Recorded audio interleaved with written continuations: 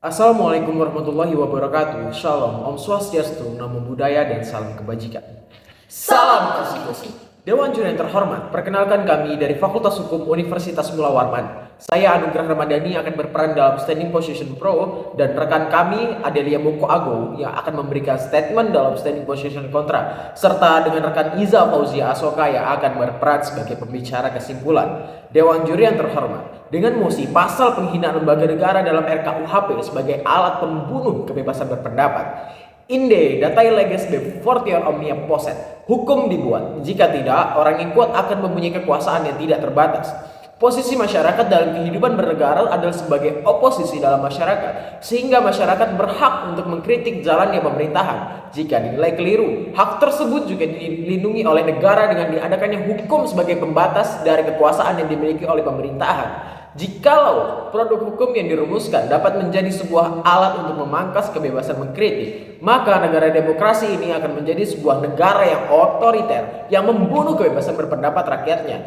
Harusnya pemerintah berpikir apa yang membuat rakyat taat terhadap aturan yang dibuat oleh pemerintah, sehingga kasus seperti penghinaan terhadap lembaga negara itu tidak pernah terjadi. Jawabannya tentu saja adalah imbas dari pemerintah itu sendiri, bukan? Buktinya saja, seperti para koruptor yang membuat citra pemerintah makin hancur, yang bahkan hingga saat ini bukan hanya korupsi individu lagi, melainkan sudah mengarah terhadap korupsi struktural.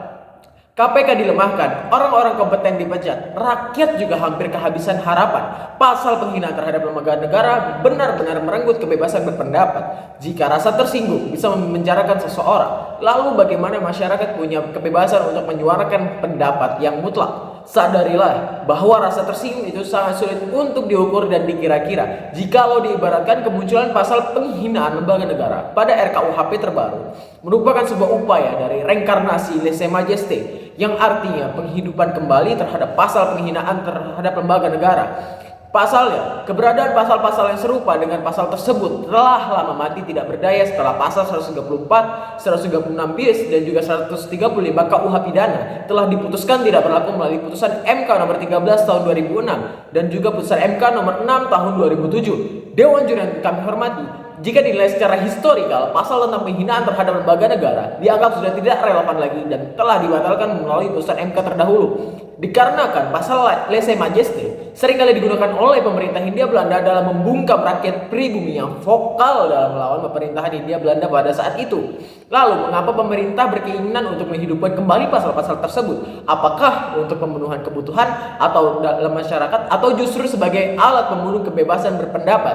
Dewan Juri yang terhormat, jika ditinjau dari pasal 28E ayat 3 Undang-Undang Dasar 1945 jelas menyatakan bahwa setiap orang berhak atas kebebasan berserikat, berkumpul, dan mengeluarkan pendapat. Dalam hal ini dapat kita lihat bahwasanya Undang-Undang Dasar 1945 sebagai konstitusi telah memberikan jaminan bagi masyarakat untuk dapat menyampaikan kritik kepada siapapun, termasuk juga kepada pemerintah. Kemudian, menurut pakar hukum tata negara Bivitri Susanti menyatakan bahwa keberadaan pasal 240 KUHP dinilai masih bisa menjadi pasal yang karet dan multitafsir, karena definisi pemerintah tentang penghinaan dan kritik tidak semata-mata melepaskan bait atau kebijakan ini dari unsur yang multitafsir. Oleh karena itu, keberadaan pasal penghinaan terhadap lembaga negara tentunya dapat menjadi alat pembunuh kebebasan berpendapat yang telah dijamin oleh konstitusi negara. Kehadiran RKUHP ini tentunya akan menjadi momok yang menakutkan bagi masyarakat.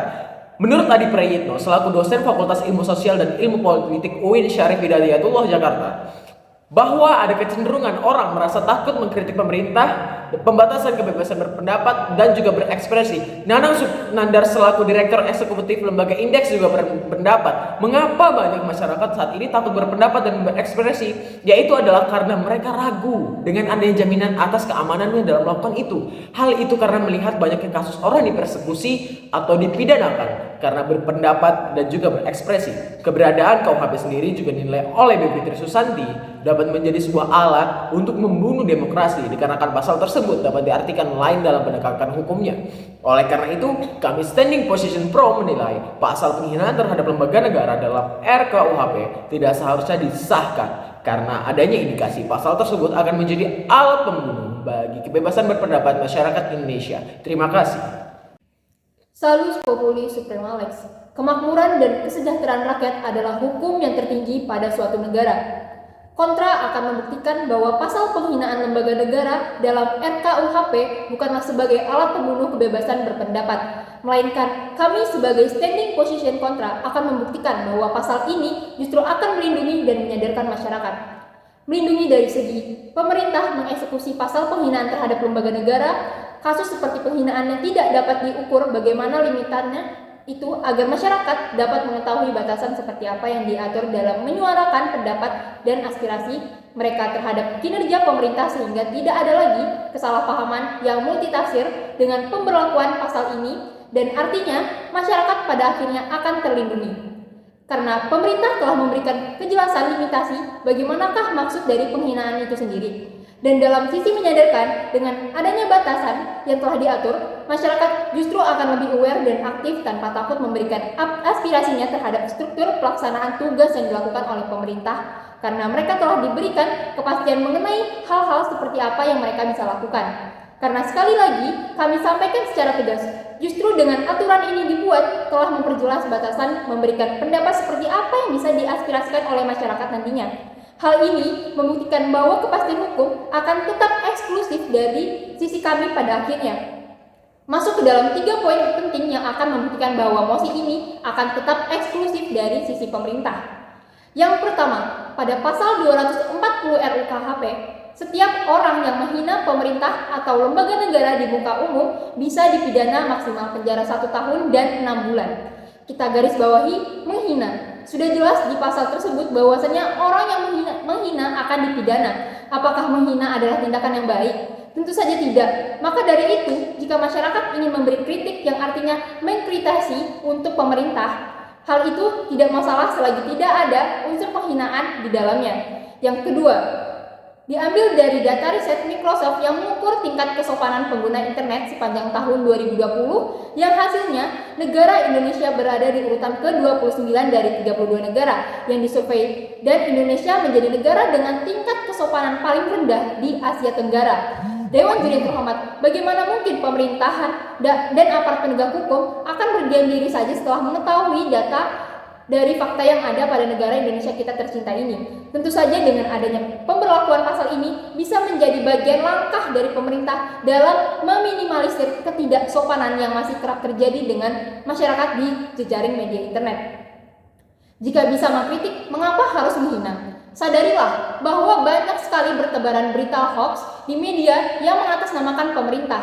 Dari sini bisa kita ketahui bahwasannya ternyata masyarakat di zaman sekarang masih banyak yang belum bisa memberikan citra yang baik untuk negara terhadap dunia seperti dalam membedakan mana yang memberi kritik dengan yang memberi hujatan. Yang ketiga, terdapat dalam pasal 28J ayat 2 yang berbunyi dalam menjalankan hak dan kebebasannya setiap orang wajib tunduk kepada pembatasan yang ditetapkan dengan undang-undang dengan maksud untuk menjamin pengakuan serta penghormatan atas hak kebebasan orang lain dan untuk memenuhi tuntutan yang adil sesuai dengan pertimbangan moral, nilai-nilai agama, keamanan, dan ketertiban umum dalam suatu masyarakat demokratis. Selanjutnya ada pasal 22 ayat 3 Undang-Undang Nomor 39 Tahun 1999 tentang hak asasi manusia menjamin bahwa setiap orang memiliki kebebasan untuk mempunyai, mengeluarkan, dan menyebarluaskan pendapat sesuai hati nuraninya secara lisan dan atau tulisan melalui media cetak maupun elektronik dengan memperhatikan nilai-nilai agama, kesusilaan, ketertiban, kepentingan umum, dan keutuhan bangsa. Dari sini bisa kita lihat bahwa pada akhirnya tidak ada skenario-nya sedari awal yang pemerintah lakukan bahwa pada pasal penghinaan lembaga negara dalam RKUHP itu sebagai alat pembunuh kebebasan berpendapat masyarakat. Justru yang menjadi urgensi mosi ini adalah kejadian multitafsir atau kesalahpahaman terhadap penerjemahan yang keliru yang didapat oleh masyarakat dari arti RKUHP itu sendiri. Pemerintah justru sedari awal sudah memberikan kebebasan untuk memberikan pendapat terhadap kinerja yang mereka lakukan dengan berbagai pasal yang menjamin bahwa hal itu boleh untuk dilakukan seperti yang sudah saya argumentasikan.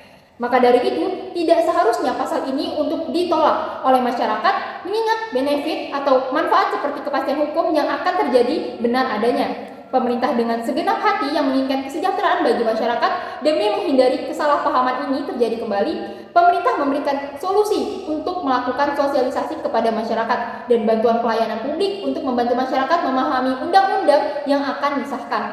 Bukan hanya untuk pasal yang mendapatkan perhatian kontroversial dari masyarakat saja, tetapi bantuan layanan publik ini bisa masyarakat gunakan untuk membantu kehidupan masyarakat terhadap pemahaman dan kepastian hukum untuk melindungi masyarakat dan memberikan rasa aman dan tentram kepada mereka.